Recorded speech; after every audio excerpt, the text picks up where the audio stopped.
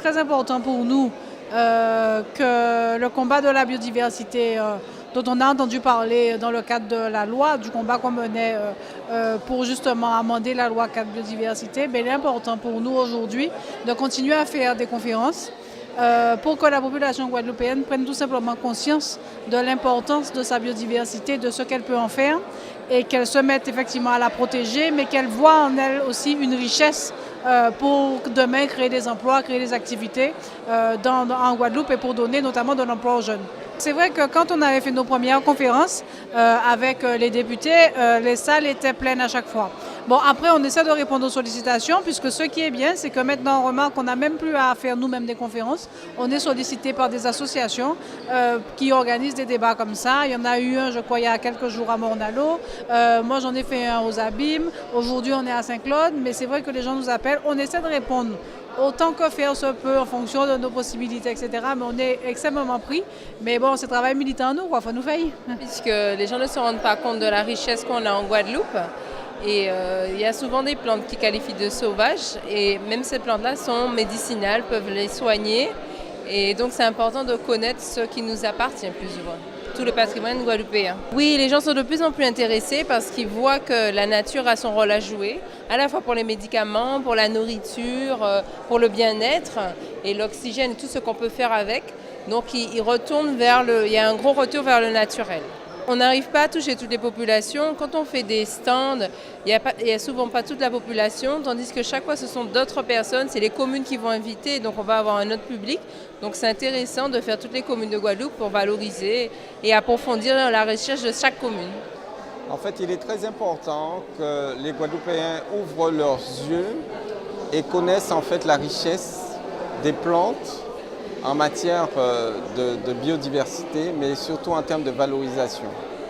Et donc, je suis très content qu'il y ait beaucoup de personnes de Saint-Claude qui soient venues à cette conférence qui était animée par Nathalie Minacci et Ranza Ranse. Donc, pour moi, c'était important. Oui, il est très important que la population guadeloupéenne soit informée non seulement sur la valeur de cette biodiversité, en termes de développement économique, mais il faut que la population aussi soit informée par rapport à la loi cadre biodiversité, qui est une loi qui, à mon avis, n'est pas suffisamment adaptée aux réalités locales. Donc il faudrait qu'il y ait des amendements de façon à ce que la loi tienne compte déjà de notre retard en matière de développement économique et aussi des possibilités qu'offre la biodiversité de façon à ce qu'on puisse se développer à partir de Sakitano. Alors, nos parlementaires sont informés parce que ce sont eux qui font des lois, ce sont les députés et les sénateurs. Nous avons d'ailleurs fait le tour de ces parlementaires dans leurs cantons respectifs. Donc, nous étions avec M. Lurel, avec les habitants de la circonscription du Sud-Basse-Terre. Nous étions avec M. Chalus du Abbé-Marot, Mme Carabin au Moule, M. Cornano à Maïgalante et bientôt nous allons rencontrer M. Jalton avec ses concitoyens des Abîmes, du canton des Abîmes. Alors ce qu'il faut savoir, c'est que nous avons 220 espèces comestibles et ces espèces comestibles peuvent résoudre beaucoup de problèmes nutritionnels.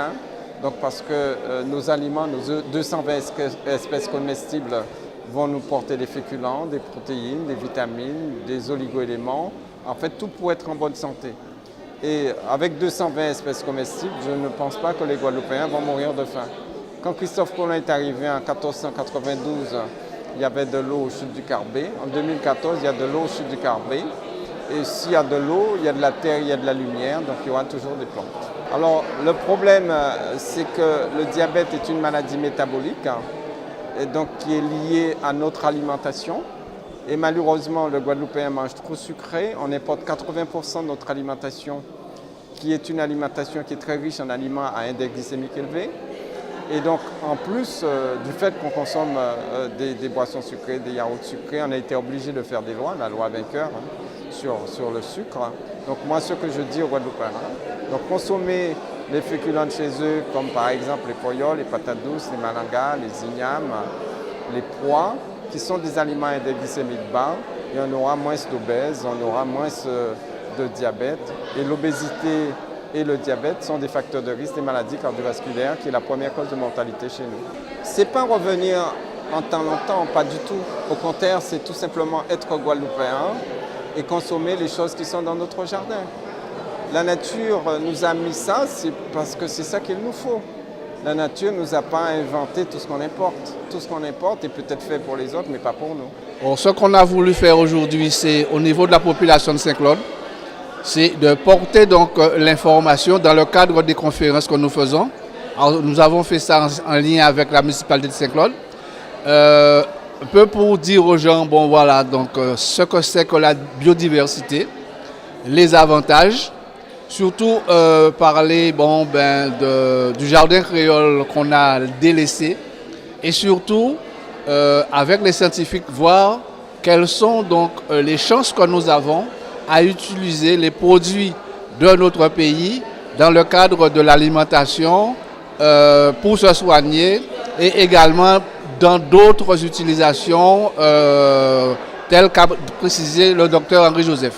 Alors oui, c'est un moment très important pour la ville de Saint-Claude. Il faut savoir que la ville de Saint-Claude est dans sa continuité par rapport à l'agenda 21 qui touche justement un point aussi de la biodiversité et que nous tenons justement à faire ce point dans le cadre de notre fête patronale sur cette thématique de la biodiversité et avec des intervenants de qualité qui connaissent bien cette thématique.